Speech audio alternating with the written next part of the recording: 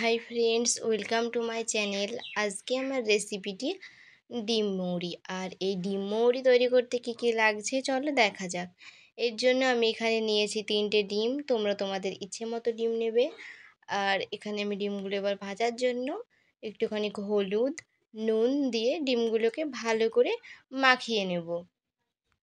এখন আমি ভালোভাবে ডিমগুলো মাখিয়ে নিচ্ছি।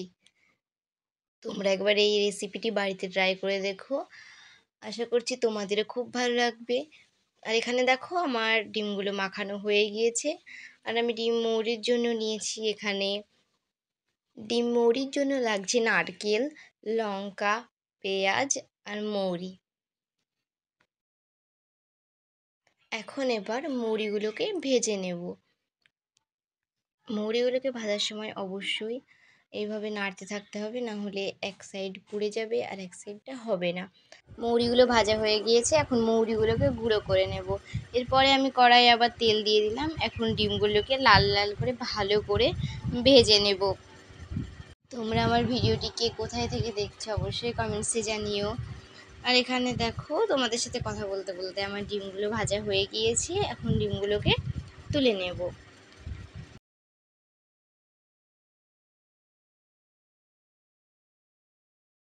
আর এখন আমার সব ডিমগুলো তুলে নেওয়া হয়ে গিয়েছে। এখন আবার আমি ওই তেলেই দিয়ে দিচ্ছি পেঁয়াজগুলো 1 মিনিট ভাজার পরে দিয়ে দিচ্ছি লঙ্কা। এবার পেঁয়াজ আর লঙ্কাগুলো একসঙ্গে ভালো করে ভেজে নেব। আর এখানে আমার পেঁয়াজ আর লঙ্কাগুলো ভালোভাবে ভাজা হয়ে গিয়েছে। এখন পেঁয়াজ আর লঙ্কাগুলো তুলে ঠান্ডা করে পেঁয়াজ, লঙ্কা আর নারকেলটা একসঙ্গে পেস্ট করে নেব। এবার আমি ওই কড়াইয়ে সামান্য আর একটু তেল দিয়ে দিচ্ছি পেঁয়াজগুলো আবারও আমি 1 থেকে 1.5 মিনিট মতো ভেজে নিয়ে দিয়ে দিচ্ছি এখানে পরিমাণ মতো নুন, হলুদ, মৌরি গুঁড়ো, ধনিয়া গুঁড়ো দিয়ে ভালো করে এখন মিক্স করে নেব। ভালোভাবে মিক্স করা হয়ে গিয়েছে। এখন দিয়ে দিচ্ছি লঙ্কা গুঁড়ো দিয়ে আবারও ভালোভাবে মিক্স করে নেব। এবার দিয়ে দিচ্ছি গরম মশলা আর আগে থেকে যে পেস্ট করে নিয়েছিলাম নারকেল, পেঁয়াজ, লঙ্কা, এটা দিয়ে দিলাম। এবার ভালোভাবে মিক্স করে নেব মশলার সাথে। আর এখানে এবার ভালোভাবে মিক্স করা হয়ে গিয়েছে। আর দেখো এটা কষানো হয়ে গিয়েছে, তেল ছেড়ে আসছে। এখন দিয়ে দিচ্ছি ডিমগুলো দিয়ে আবারও ভালোভাবে আমি কষিয়ে নেব 5 মিনিট মতো।